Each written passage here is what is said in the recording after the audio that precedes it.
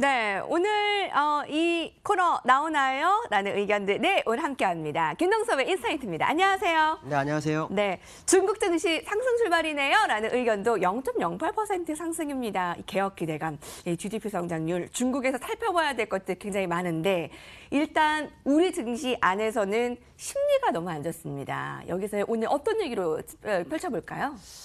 일단 저 글로벌 이슈에서 그 국제결제은행 BIS에서 이 시장에 대해서 상당히 좀 안 좋게 얘기를 하고 있습니다. 이제 글로벌 증시 약세가 지금 진행이 되고 있는데 이게 뭐 시작이다 이런 표현을 써요. 그래서 내용을 쭉 봤더니 이제 내용을 이제 압축해 보면 10년 동안 상승을 했기 때문에 지금 금리 인상함으로 인해서 그 결과로 지금 문제가 되는 거다. 그러니까 유동성이 문제가 되고 있고. 그다음에 중국과의 통상 경쟁이 결국 시장을 흔들 거다. 또 브렉시트 뭐 이런 얘기를 하고 있습니다. 근데 이걸 보면서 느낀 것은 시장을 좋게 보는 사람이 진짜 전혀 없는 상황이다. 열의 아홉은 시장을 안 좋게 보고 있는 그런 상황이 아닌가 이런 생각이 좀 들었어요. 핵심 키포인트는 결국 유동성이 여러 가지 악재 중에 유동성이 이제 줄어드는 거에 대해 굉장히 좀 두려워하는 시장의 모습이었는데요. 어저께 트럼프 대통령이 금리 인상에 대해서 또 발언을 합니다. 근데 어저께는 트럼프 혼자서 발언한 것이 아니라 나바로까지 발언을 하죠. 뭐라고 그러냐면 금리 인상이 필요가 없다. 지표를 좀 봐라. 이런 표현까지 씁니다. 근데 이게 우리가 볼 때는 야 금리 인상을 안 하면 유동성이 어느 정도 유지되니까 되게 좋겠지. 뭐 이런 생각도 해볼 수 있지만 여러 가지를 생각해 보면 이 트럼프와 나바로의 이 발언들은 시장을 굉장히 불확실성을 갖게 하는 모습이다라는 거죠. 물론 금리 인상이 내년에 3번 정도 더 하게 되면 시장이 약간 흔들릴 수 있는 부분이 많죠. 유동성이 많이 줄어드니까. 그렇지만 전 세계를 이끌었던 연준이 정부 정치권의 영향을 받아서 행보를 못하면 다음번에 시장에 위기가 왔을 때 눈치 보다가 시장에 대응을 못할 수 있다는 게 제가 보는 관점이거든요. 또 만약에 오늘 금리 인상을 멈춰버리는 상황이 발생하면 정치권에서는 뭐 트럼프나 나바로의 발언이 이겼다 뭐 이런 표현을 쓸 수 있지만 실제로는 불확실성이 커지는 그런 상황이 나올 수 있다라는 해석을 할 수 있거든요. 근데 이제 시장에서는 대부분 오늘 이번 금리, 그러니까 오늘 FMC가 오늘까지 있죠. 그래서 새벽에 이제 발언이 나오고 우리나라는 그 시장에 영향을 받는데 이거에 대한 따른 시장의 모습이 굉장히 중요할 거다. 그러니까 트럼프는 다음 로드맵 내년도 금리 인상을 저지하기 위한 전략인지 정말 FMC 회의가 있는데도 이런 발언하는 게 이번부터 막고자 하는 건지 그것까지는 모르겠지만 시장의 독립성 훼손이 결국 전 세계 경제를 이끌어가는 데 있어서 연준이 눈치 보기 작전이 나와버리게 되면 아주 중요한 순간에 실기를 할 수 있는 것이 현실일 거다라는 생각을 해봐야 될 것 같고요. 글로벌 아주 IB라든가 BIS의 경고 이런 것들이 결코 무시해서는 안 될 것만 같습니다. 왜냐하면 유가가 또 빠졌어요. 그래서 46불까지 밀렸거든요. 제가 아마 지난번 41불까지 말씀드렸었는데 굉장히 어려운 것 같다. 그렇게 봐야 될 것 같고요. 기술적으로 좀 볼까요? 다우 진짜 대단합니다. 제가 어저께 그런 얘기를 했어요. 일목균형표에서 다이아몬드 자리가 나왔다. 이렇게 이제 그리게 되는데 어저께 장중할 때 1.4%, 1.42% 정도 올라가기까지 봤어요. 그리고 잠이 딱 들었는데 빠져서 있더라고요. 그러더니 막판에 올려서 약 강보합으로 마감하는 모습인데 재미난 것은 뭐냐면 이 선을 지키고 있다는 겁니다. 사실은 23,880이 깨지면 일단 하방으로 보는 게 맞아요. 맞는데 견뎌내죠. 어쩌면 이번에 FMC까지는 좀 보자 뭐 이런 분위기일 수 있고요. 또 하나는 우리가 간과하지 말아야 될 게 이번 주가 미국의 만기입니다. 그러니까 만기는 우리나라 어떻죠? 누군가의 포지션에 의해서 움직이는 게 만기죠. 그러니까 아마는 미국 이번 주가 그 만기라고 아마 시장을 생각했는지 우리나라는 우리나라대로 갑니다. 그러니까 어떻게 보면은 두 가지 이슈, FMC를 기다리는 거, 또 하나는 만기 때문에 미국과 별도의 움직임 이렇게 두 가지로 해석이 좀 될 수 있고요. 또 하나는 중국에서 뭔가 시진핑이 발언을 할 거라고 믿었죠.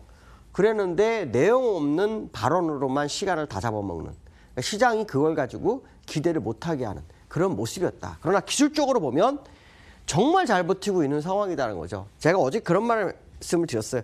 이거 한 2% 깨져버리면 우리나라 못 버틴다. 근데 안 깨지죠.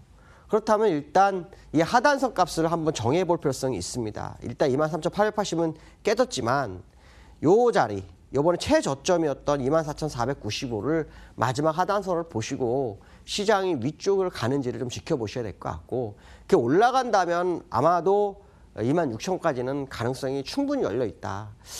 물론 제롬 파월이 어떤 식의 성명서를 내고 향후 방향성을 제시할지는 되게 중요하겠지만, 어쨌든 지금 전 세계적으로 금리 인상, 추가적 금리 인상을 저지하는 그런 움직임은 분명히 보이고 있다는 거죠. 시장이 하락하고 있으니까요. 그러니까 이런 부분을 감안했을 때 현재 미국 시장 잘 견디고 있고요.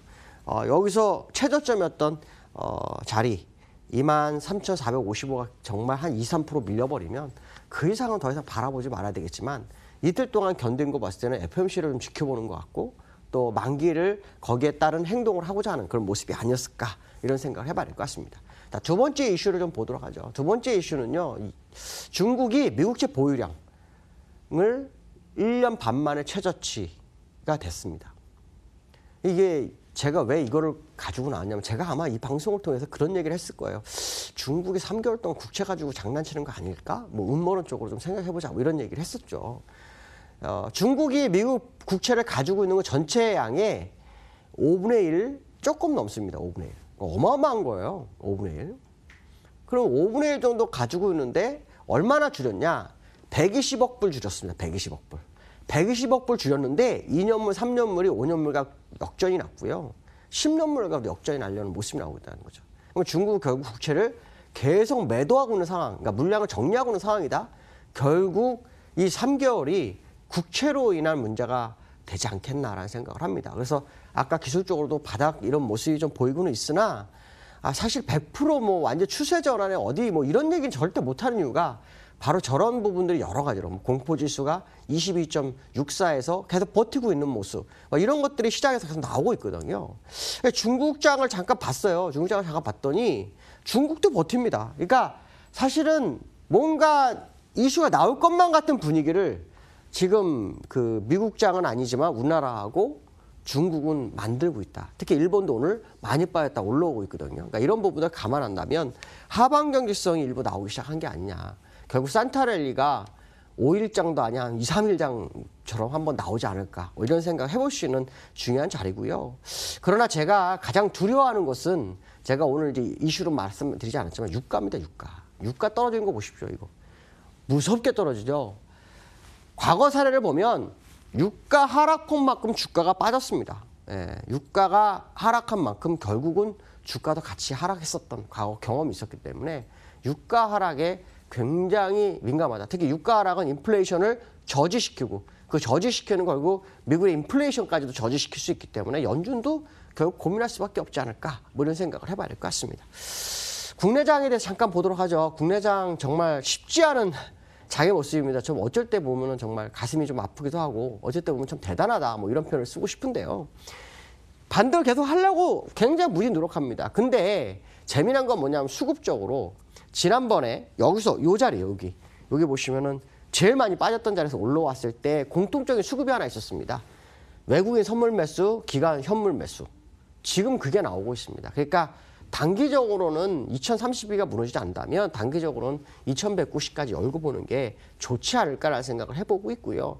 문제는 그렇게 가려고 하더라도 사실 시장 자체의 이슈가 없는 게 좀 문제입니다. 그러니까 어쩌면 오늘 밤 FMC 그 결과를 가지고 한 번쯤 시장의 바운드를 크게 줘보려는 의지가 있을지 모르겠지만, 일단 2032가 무너지지 않는다면 상방 마인드를 일부 열어두고 구경하는 것도 괜찮을 것 같다라고 말씀드릴 수 있을 것 같습니다. 오늘 여기까지 하겠습니다. 감사합니다.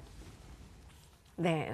오랜만에, 그러니까 3일장이 될지 4일장이 될지 그 상방 좀 열려있는 얘기를 들었고요. 10시 40분대 현재 코스피 2073 0.54%의 상승, 코스닥이 나흘 만에 1% 이상 상승합니다. 시사공감대 이쯤에서 마무리할게요. 오후까지 오늘도 좋은 하루 되세요.